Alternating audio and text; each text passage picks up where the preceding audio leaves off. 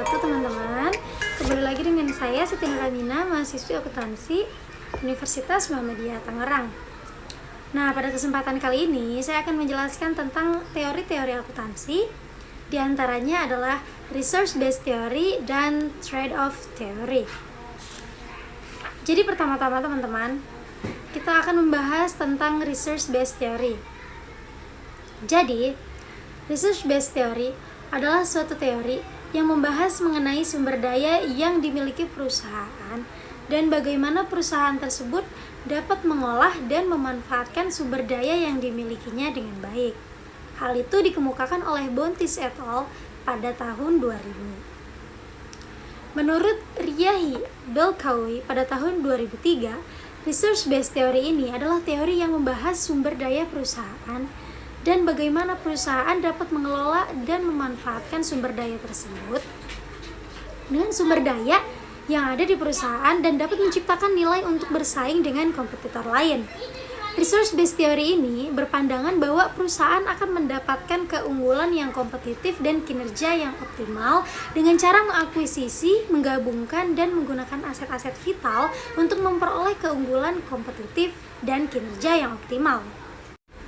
Teman-teman, resource based theory dapat menjelaskan bahwa perusahaan dengan kemampuan mengelola intellectual capital dengan maksimal.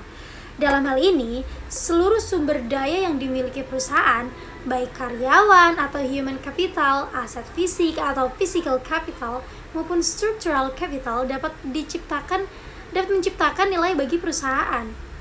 Nah, asumsi dari teori ini adalah bagaimana perusahaan mendapatkan nilai tambah atau value added dengan mengelola sumber daya yang dimilikinya sesuai dengan kemampuan perusahaan. Penciptaan nilai tambah bagi perusahaan akan berpengaruh terhadap nilai perusahaan, menurut Bernie pada tahun 1991. Salah satu variabel yang memiliki keterkaitan dengan resource based theory adalah variabel competitive advantage. Resource based theory ini memandang perusahaan sebagai sekumpulan sumber daya yang memiliki kemampuan. Perbedaan sumber daya dan kemampuan perusahaan dengan perusahaan pesaing akan memberikan keuntungan yang kompetitif, teman-teman. Kemampuan perusahaan dalam mengelola sumber daya dapat menciptakan keunggulan yang kompetitif sehingga dapat menciptakan nilai bagi perusahaan. Sehingga asumsi dalam teori ini adalah bagaimana perusahaan dapat bersaing dengan perusahaan lain atau kompetitor lain untuk mendapatkan keunggulan yang kompetitif dengan mengelola sumber daya yang dimilikinya sesuai dengan kemampuan perusahaan. Jadi kesimpulannya teman-teman, dari beberapa pengertian mengenai resource based theory dapat diketahui bahwa intinya adalah perusahaan tidak lagi mengambil keuntungan yang kompetitif yang dimiliki oleh suatu organisasi lain. Karena keunggulan tersebut merupakan sumber daya yang langka, juga sukar ditiru dan tidak akan tergantikan. Nah teman-teman, begitulah penjelasan tentang resource based theory. Sekarang kita akan lanjut untuk bahas teori selanjutnya, yaitu trade-off theory. Jadi teman-teman, trade-off theory ini adalah teori yang mengemukakan bahwa perusahaan akan memaksimalkan nilai perusahaan berdasarkan pertimbangan akan biaya-biaya memegang kas dan keuntungan dari memegang kas.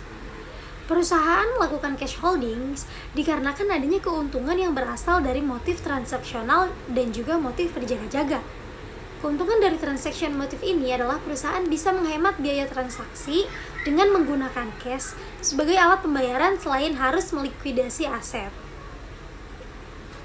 Sedangkan precautionary motives menunjukkan bahwa perusahaan ini bisa menghimpun cadangan kas yang lebih banyak untuk menghindari adanya risiko di masa yang akan datang atau untuk membiayai aktivitas dan investasinya.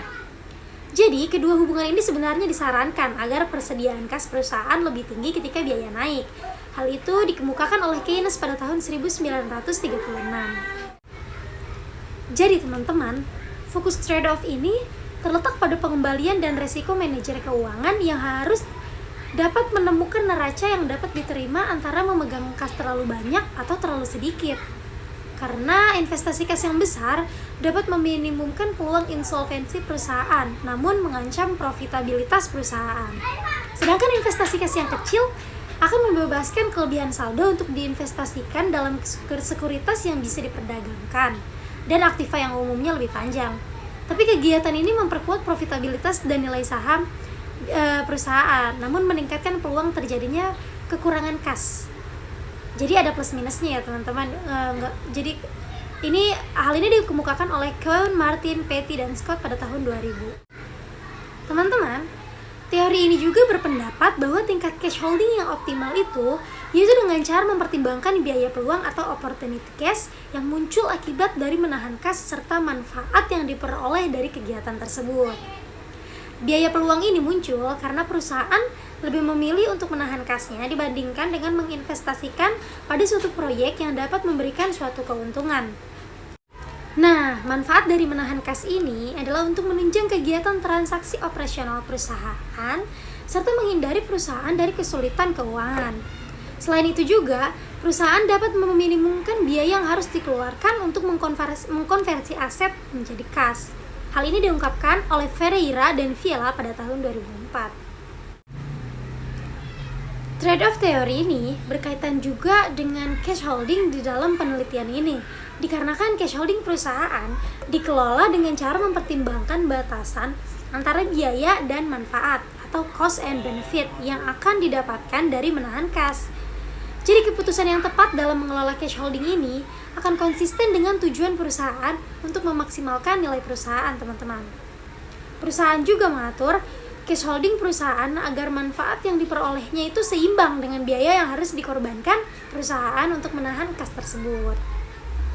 Jadi teman-teman, kesimpulannya adalah pembahasan materi ini adalah teori trade-off juga memiliki keterkaitan dengan variable dependent, yaitu capital expenditure. Teori trade-off ini mengatakan bahwa adanya hubungan positif antara capital expenditure dengan kepemilikan kas, karena asumsi bahwa perusahaan-perusahaan dengan capital expenditure yang tinggi akan memiliki jumlah uang tunai yang cukup untuk menjadi penjaga bagi biaya transaksi yang terkait dengan modal luar dan peluang biaya.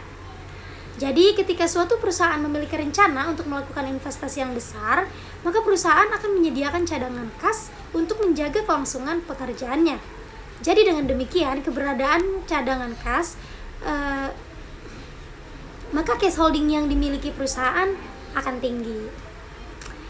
Jadi sekian materi yang dapat saya jelaskan dari trade-off theory juga resource based theory.